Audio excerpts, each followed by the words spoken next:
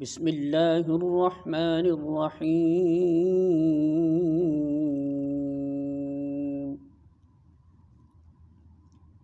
لیس علیکم جناح ان تبتغوا فضلا من ربکم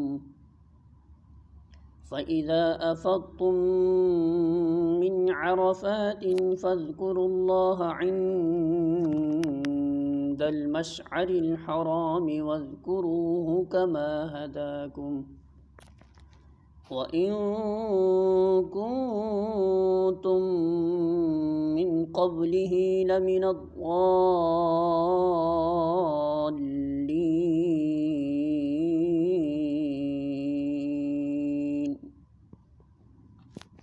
سورۃ البقرہ آیت نمبر 198 ترجمہ۔ اور اگر حج کے ساتھ ساتھ تم اپنے رب کا فضل بھی تلاش کرتے جاؤ تو اس میں کوئی مضائقہ نہیں۔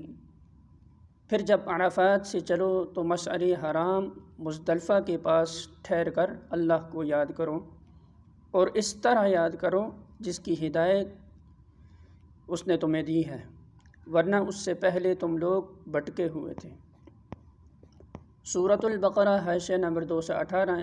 یہ بھی قدیم عربوں کا ایک جاہلانہ تصور تھا کہ سفر حج کے دوران میں کسب معاش کے لیے کام کرنے کو وہ برا سمجھتے تھے، کیونکہ ان کے نزدیک کسب معاش ایک دنیا دارانہ فعل تھا، اور حج جیسے ایک مذہبی کام کے دوران میں اس کا ارتکاب مذموم تھا۔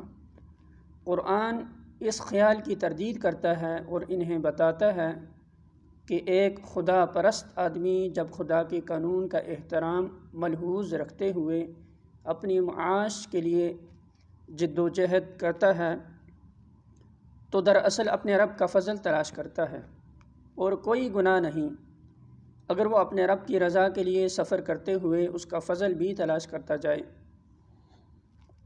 سورۃ البقرہ حاشیہ نمبر 219۔ یعنی جاہلیت کے زمانے میں خدا کی عبادت کے ساتھ ساتھ جن دوسرے مشرکانہ اور جاہلانہ افعال کی آمیزش ہوتی تھی ان سب کو چھوڑ دو، اور اب جو ہدایت اللہ نے تمہیں بخشی ہے اس کے مطابق خالصتاً اللہ تعالیٰ کی عبادت کرو۔